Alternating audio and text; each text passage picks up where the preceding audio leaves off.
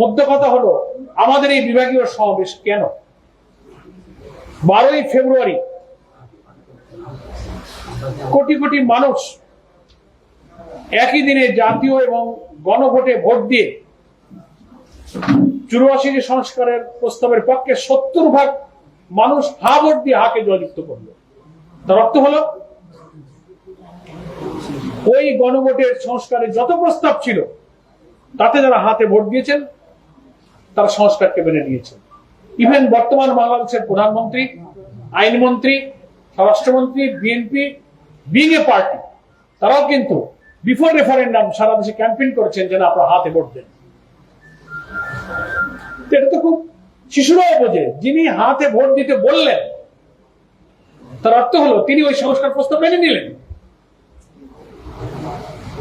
কিন্তু সরকার গঠনের পরে ওনারা বলছেন যে না, এই গণভোট বেআইনি, এটা আমরা সংবিধান বিরোধী, এটা এইভাবে হবে না। ওনারা 84টি প্রস্তাবের মধ্যে গুরুত্বপূর্ণ 8টা-10টা কনস্টিটিউশনাল এবং জুডিশিয়াল ইস্যুতে তারা নোট অফ ডিসেন্ট দিয়েছিলেন ঐক্যমত্য কমিশনে।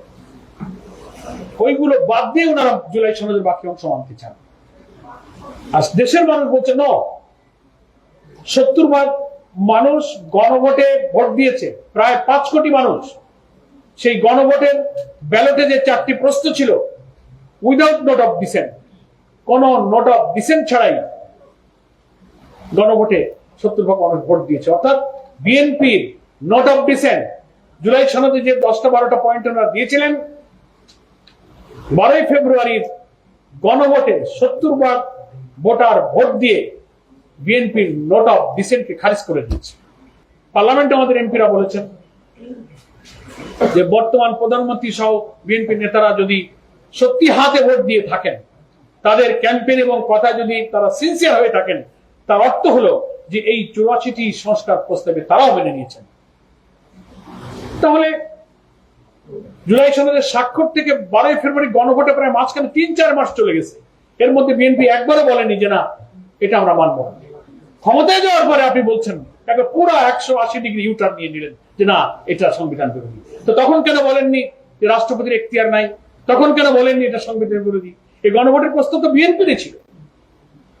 সেই কারণে আমাদের আজকের এই বিভাগীয় সমাবেশ শুধু খুলনায় নয়, 11 দলীয় ঐক্যের পক্ষ থেকে শীর্ষ নেতৃবৃন্দ বৈঠক করে, আপনারা জানেন কয়েক মাস ব্যাপী মহানগরী, রাজধানী ঢাকা, জেলা উপজেলায় বিক্ষোভ সমাবেশ, লিফলেট বিলি, গোল টেবিল, জনগণকে গণভোটের এই রায় বাস্তবায়ন না হলে যে জুলাইয়ের রক্ত যে বৃথা যাবে, আমরা এই মেসেজটা পৌঁছে দিচ্ছি। এবং পার্লামেন্টে আমাদের leader of the opposition doctor Shafiqur রহমানের নেতৃত্বে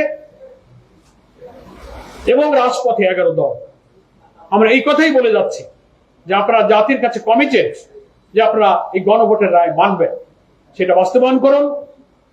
এখনো বাজেট সেশন চলছে, সুযোগ আছে।